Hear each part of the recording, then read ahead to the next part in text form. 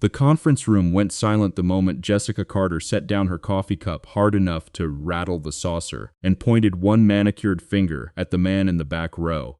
"That suit," she said, her voice carrying easily across the polished table, "cost more than my dry cleaning bill, I'm guessing, and still somehow looks like it came off a discount rack." A ripple of nervous laughter moved through the room. Caleb Morgan did not laugh. He did not flinch, did not straighten his jacket, did not look down at the frayed cuff he already knew was there. He simply folded his hands on the table in front of him, the same way he folded them every morning before he woke his daughter for school, and waited. Somewhere in the building, a door opened. Somewhere in Jessica Carter's carefully built world, though she did not know it yet, the floor had already begun to shift beneath her heels. To find out who this quiet man in the $20 suit really was, and what happened when the truth walked through that door behind him, stay until the very end of this story. If stories like this speak to you, the ones about people who are underestimated right up until the moment everything changes, we'd love to hear from you in the comments before we go any further, because so many of you watching have lived some version of what's about to unfold. And it does raise a fair question, doesn't it? One worth sitting with as this story unfolds.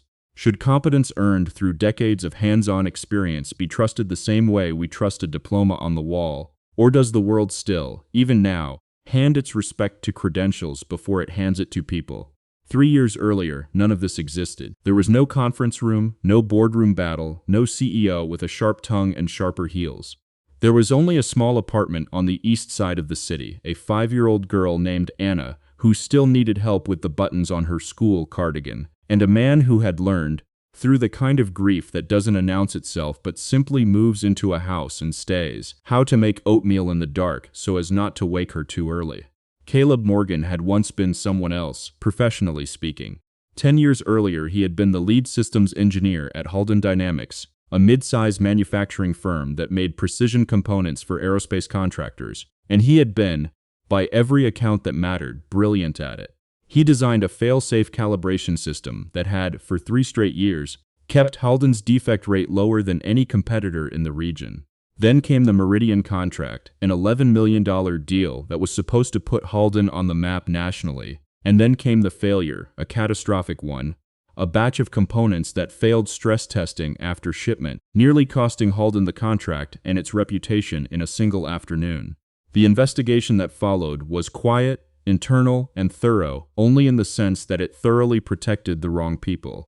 Caleb's direct supervisor at the time, a smooth-talking rising star named Preston Vance, had quietly altered 2 lines of calibration data in the weeks before the shipment. Adjustments he later framed. In closed-door meetings Caleb was never invited to, as concessions Caleb himself had approved to hit the deadline. There was no paper trail proving otherwise, not one Caleb could produce, because Preston had made sure of that. Caleb was let go within the month. No lawsuit, no public statement, just a severance check and a non-disparagement clause that effectively erased 10 years of work from his own resume. He had a daughter by then, barely 2 years old, and a wife whose name he did not say out loud very often anymore. Not since the accident that took her the following spring, an icy road and a delivery truck and a phone call that split his life cleanly into before and after. He had thought, in the rawest days of that grief, about fighting Halden, about hiring a lawyer, about clearing his name. But lawyers cost money he didn't have, and fighting takes time he didn't have either. Not with a toddler who needed him to be present, fed, and steady, far more than she needed him to be vindicated. So he let it go. He took a job as a maintenance technician at a downtown office complex, work that asked nothing of his mind and everything of his hands, and he built a quiet life around the one thing that still made sense, raising Anna well. He never once told her the whole story. She knew her father fixed things for a living, that he came home smelling faintly of machine oil, that he never missed a school function no matter how tired he looked. She did not know that the numbers on the electrical panels he serviced, the pressure differentials, the load calculations, still ran through his head sometimes like a language he refused to forget, even after everyone else had forgotten he ever spoke it fluently. What Caleb did not know, what nobody at Halden Dynamics knew, was that the company itself had quietly changed hands 8 years after his departure. A holding group led by a reclusive investor named Richard Morgan, no relation by blood but a distant one by the strange coincidence of shared surnames neither man ever mentioned, had acquired majority control of Halden in a deal so quiet it barely made the trade papers. Richard Morgan did not run the company day to day. He installed an ambitious young executive named Jessica Carter as CEO instead, a woman with an Ivy League pedigree, a reputation for aggressive cost-cutting, and a talent for making boardrooms feel like courtrooms she had already won. Jessica had inherited a company still quietly bleeding from the Meridian failure years earlier, a scar nobody discussed openly, but everyone in the industry remembered. She had spent 3 years rebuilding Halden's reputation through sheer force of will, landing new contracts, restructuring departments, and, if she was honest with herself in the rare moments she allowed for honesty, running the place with a hardness that had started as necessity and calcified into personality. She did not suffer incompetence, she did not suffer softness, and she certainly did not suffer men in cheap suits sitting quietly in meetings they had, in her estimation, no business attending. What Jessica did not know, because Richard Morgan had made absolutely certain she would not know, was that for the past 11 months, the company's majority shareholder had been sitting in on selected meetings under an arrangement so private that only 2 people at Halden were aware of it: Richard Morgan himself, and the man he had personally asked to do it. That man had been given no title, no fanfare, no announcement. He had simply been asked, quietly, by a chairman who had done his research and found an old buried personnel file with a name and a set of calibration schematics that still, 10 years later, outperformed everything Halden currently used. Richard Morgan did not care what suit the man owned. He cared that the man had once built something extraordinary and had never once tried to take credit for it, not even when credit was stolen from him outright. That man's name was Caleb Morgan, and on the morning this story began, he had exactly $40 left in his checking account, because 31 of it had gone, 2 days earlier, toward a field trip fee and a new pair of shoes for a little girl who had grown 2 sizes since spring. He had one suit, he had owned it for 6 years. He put it on that morning the way he put on everything else in his life, quietly, without complaint, and without any idea that in a few hours, a woman he had never met would look at that suit and decide, in the space of 4 seconds, that she knew exactly who he was. She would be wrong. And it would take the rest of this story to show her how wrong, and at what cost to herself, before she finally understood it.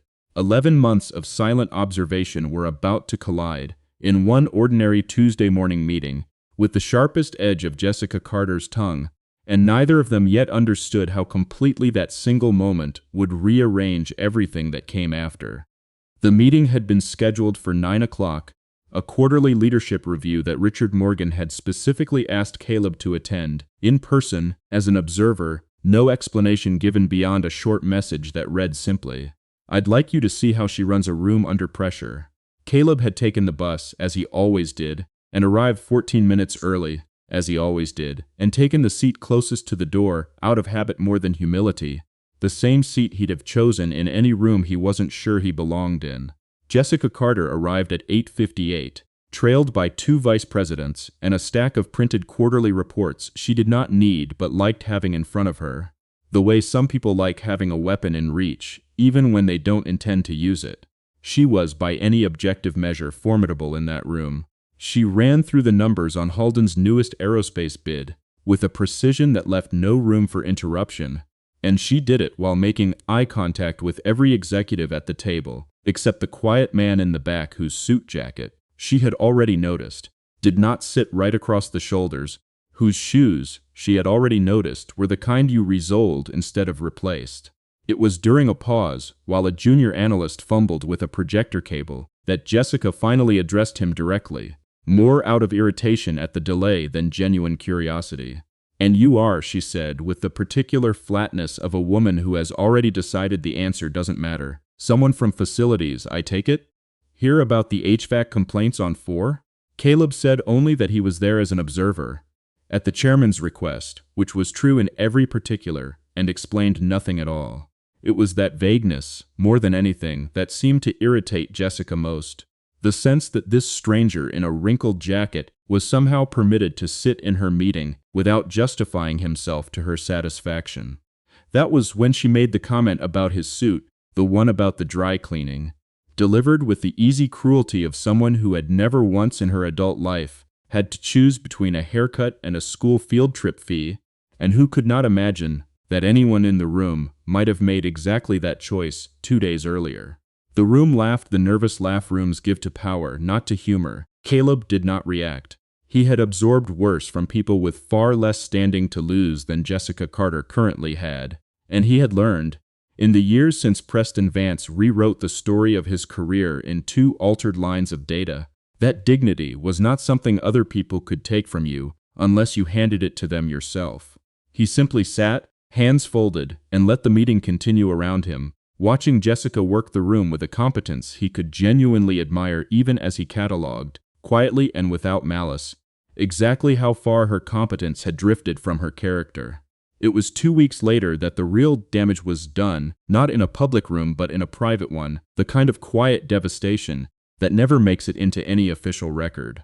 Halden had been chasing a defense subcontractor worth $19 million, and the technical proposal, the actual engineering behind the bid, had a flaw buried 3 layers deep in the thermal tolerance calculations, a flaw that would have caused catastrophic part failure under sustained high-altitude stress testing, almost identical in shape, though nobody in that building would have recognized it, to the failure that had ended Caleb's career a decade earlier. Caleb saw it. He saw it during a walkthrough he wasn't technically authorized to attend, sitting quietly at the back of the engineering floor, reviewing files Richard Morgan had granted him access to under the vague and deliberately unannounced title of shareholder consultant. He flagged it, carefully, respectfully, in a 2-line email to the lead engineer on the project, a young woman named Priya, who would later become, without either of them planning it, the person who finally told Jessica Carter the truth she had spent months refusing to see. The lead engineer brought the concern to Jessica directly, credited to, in her words, someone from the chairman's office, and Jessica, exhausted, under pressure from the board to close the contract before quarter's end, dismissed it in under 90 seconds. "Tell whoever that is," she said, "that I don't have time for anonymous notes from people who don't understand the difference between conservative modeling and paranoia. We ship the numbers as they are." It was not until 3 weeks after the bid was submitted, when a preliminary stress test flagged exactly the failure point Caleb had identified, that the true cost of that dismissal became visible, though even then only to Caleb himself and to Priya, who had quietly kept his original email. Halden did not lose the contract outright, not yet, but they lost 6 weeks and nearly $400,000 in emergency remediation, a wound that would have been entirely avoidable. A wound Jessica Carter did not yet know she had caused, because she still did not know who had tried to warn her, or why a company floor tech with a cheap suit had been sitting in her engineering reviews in the first place. If any of you watching have ever felt dismissed in a room where your voice should have counted, underestimated by someone who never bothered to ask what you actually knew before deciding you didn't know anything at all, we'd love for you to share that in the comments, because you are far from the only one who has carried that particular weight. Caleb said nothing further about it. He did not go to Richard Morgan to complain, did not demand credit, did not even mention the incident to Priya when their paths crossed again in the hallway. He simply noted it, the way he noted everything, quietly, and went home that evening to help Anna with a book report on a novel about a lighthouse keeper who worked alone for 40 years without ever once being thanked for the ships he'd saved. What none of them could have known, not Jessica, not Priya, not even Caleb himself, was that Richard Morgan had been reading every one of Caleb's quiet observation reports for 11 months, and that the dismissed thermal tolerance warning, buried in an email chain nobody thought to preserve carefully, was about to become the single most important piece of evidence in a reckoning that was already, invisibly, underway. 6 weeks would pass, filled with a defense contract quietly bleeding money nobody upstairs could fully explain, before Richard Morgan finally decided the time for silent observation was over. The crack in Jessica Carter's certainty did not begin as a crisis of conscience. It began, as these things often do, as a spreadsheet that refused to make sense. Sitting alone in her office 2 nights after the remediation costs on the defense contract were finalized, she pulled the original engineering email chain, the one she'd waved off in 90 seconds without reading past the first line, and read it properly for the first time. The warning was precise. It cited the exact thermal tolerance range that had, 6 weeks later, failed exactly as predicted. It was signed only with initials, CM, attached to an internal account she didn't recognize, routed through the chairman's office. She sat with that for a long time. Jessica Carter was not, whatever else could be said about her, a woman who avoided uncomfortable arithmetic once it was placed directly in front of her, and the arithmetic here was simple.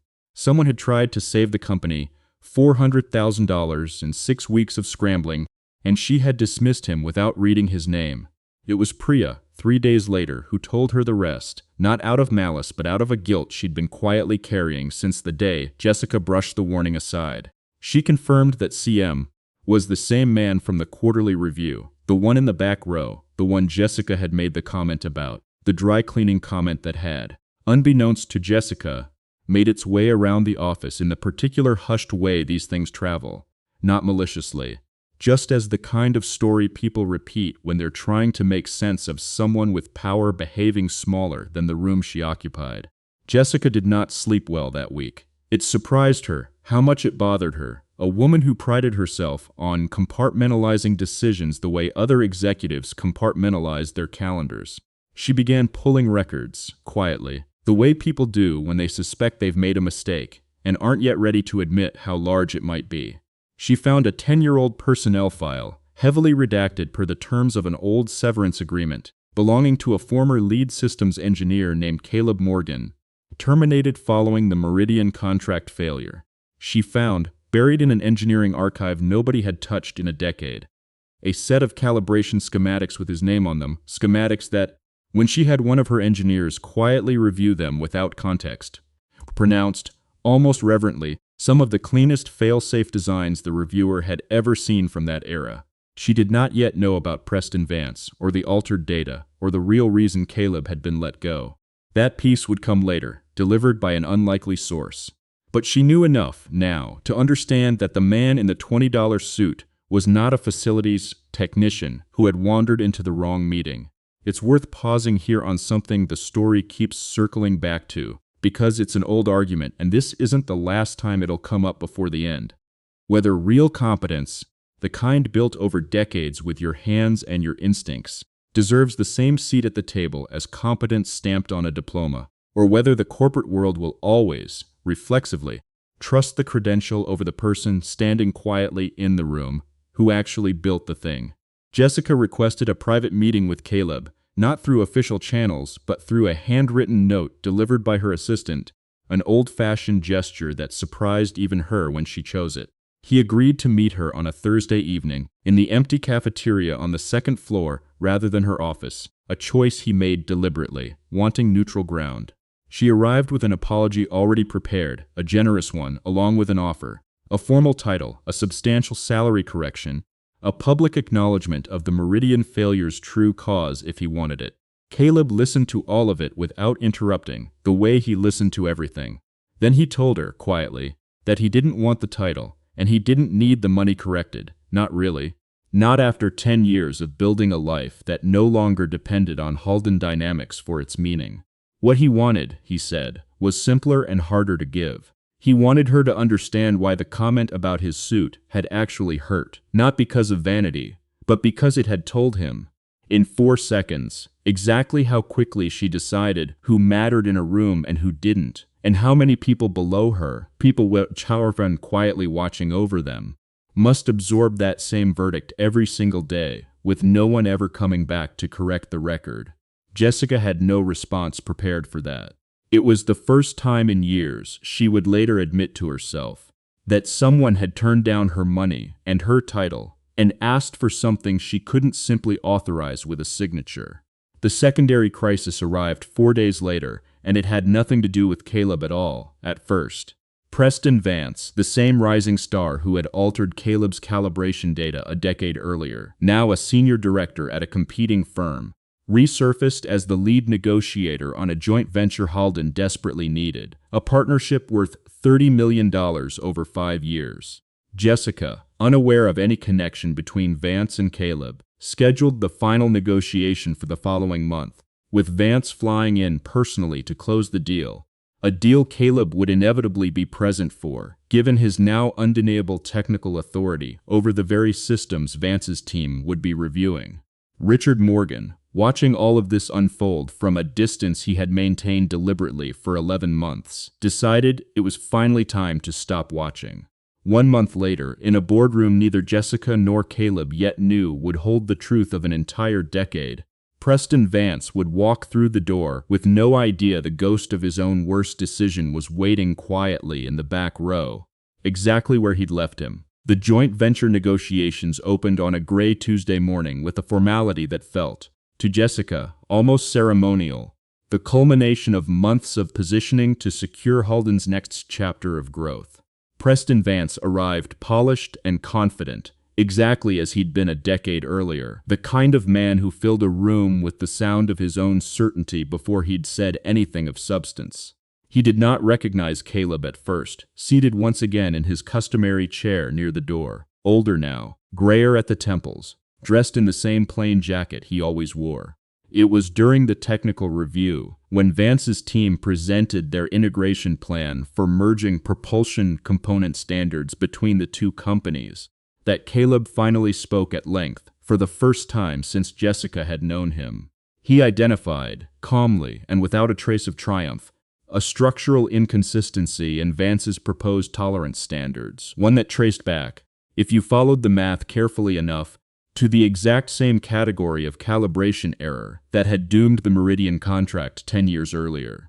He did not accuse anyone. He simply laid out the numbers, precisely, the way he'd once laid out numbers for a company that no longer remembered his name, and asked Vance to walk the room through how his team had arrived at those particular tolerances.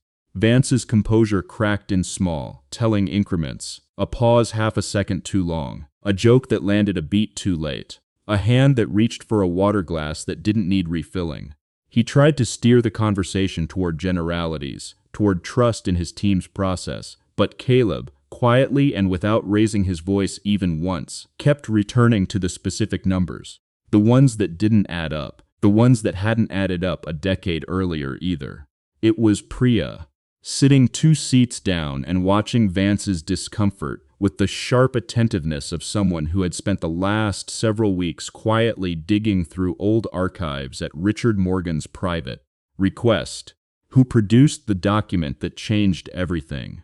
Buried in a decade-old server backup that Halden's legal team had never fully purged, she had found the original unaltered calibration file from the Meridian project, time-stamped and unedited, alongside the version that had actually shipped, the one with 2 lines changed in a font so close to Caleb's own formatting that whoever altered it had clearly copied his file directly before making the edit.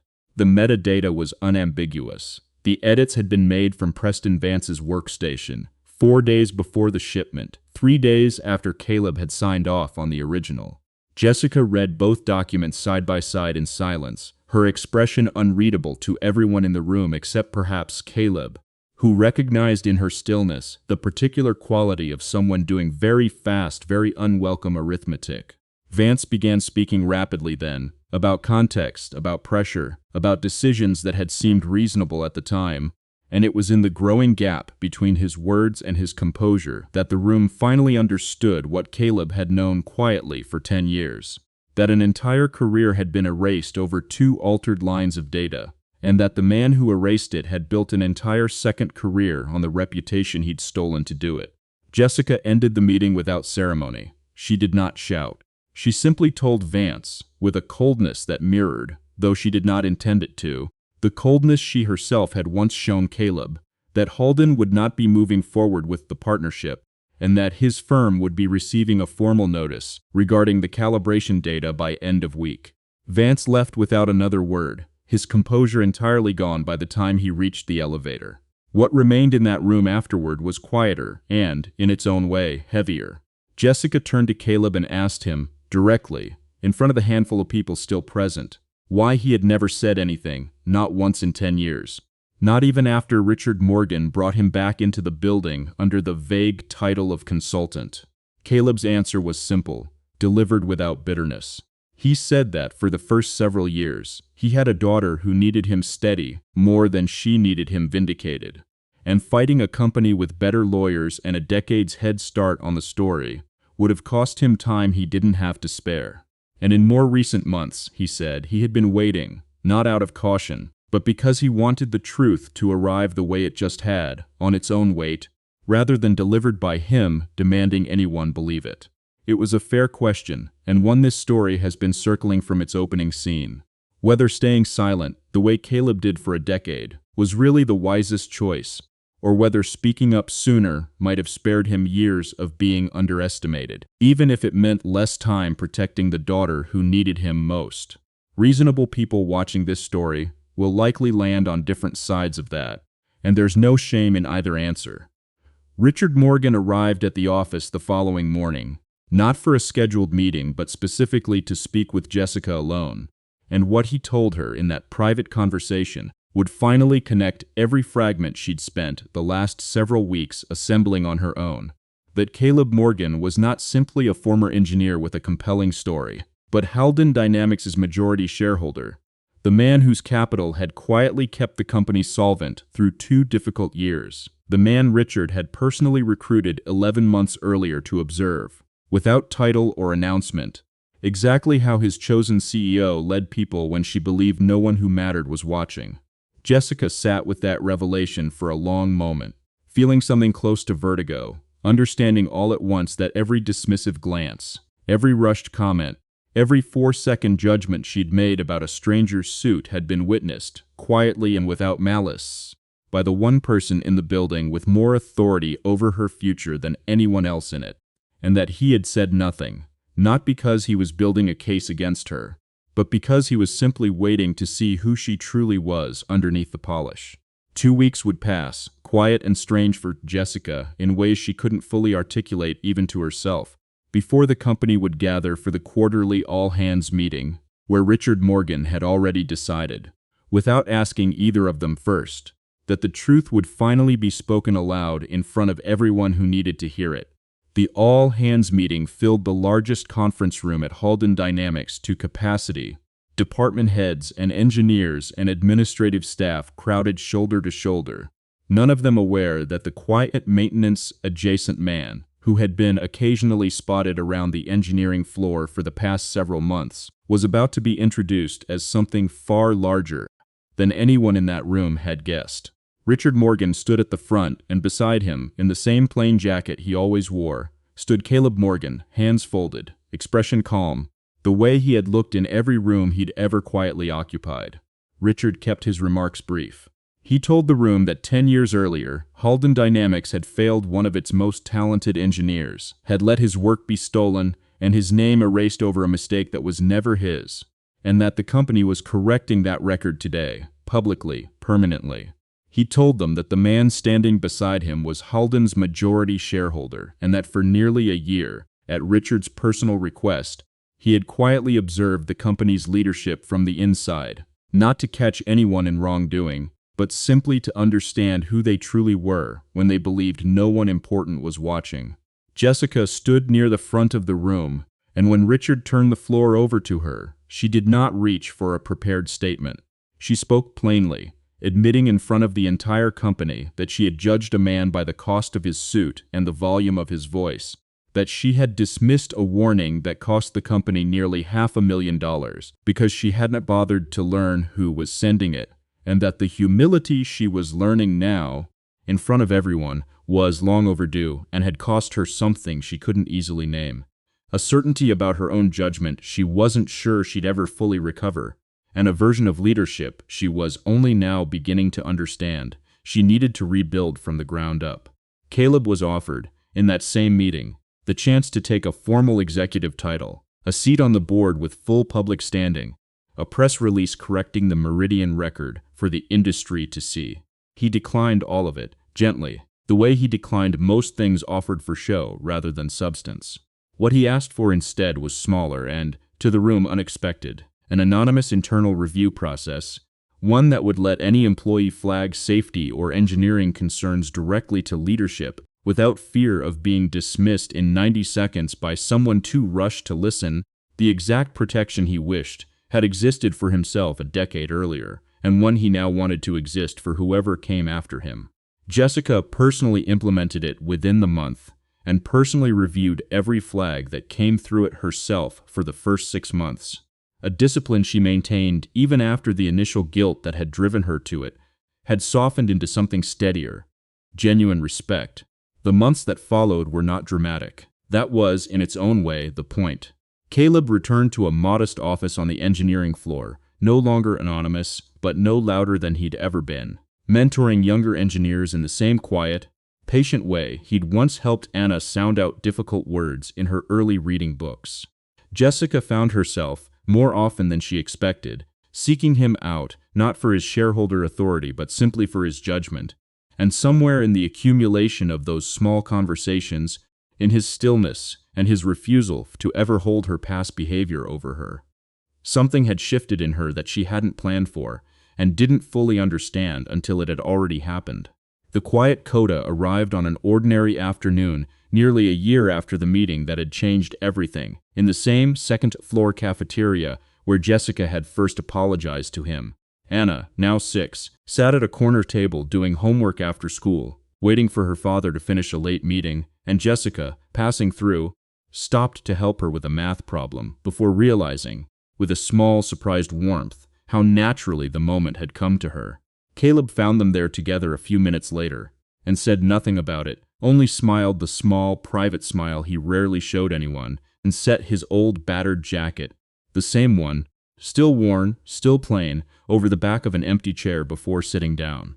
Jessica looked at that jacket for a moment, the one she had once mocked in front of a full room, and told him quietly that she still thought about that morning more than she'd ever admit to the board, and that she was grateful, in a way she still hadn't found the right words for, that he'd let her become someone different than the woman who'd said it. Caleb only replied that worth was never something a jacket could measure, and that the people who understood that earliest were usually the ones who'd had the least handed to them. Has someone in your own life ever been written off before anyone bothered to really see them, judged for what they wore or what they didn't have, rather than what they carried inside, quietly, for years? We'd genuinely love to hear about them in the comments, even if it's simply to finally give them, publicly, the credit they were owed all along. And if you believe, the way this story does, that quiet, overlooked people deserve to be truly seen, we'd love for you to stay part of our family here and subscribe, so we can keep bringing you these stories together. Somewhere in that building, long after the cafeteria had emptied and the offices had gone dark for the evening, a plain jacket still hung over the back of a chair, unremarkable to anyone who didn't know its story, and entirely unforgettable to the two people who did.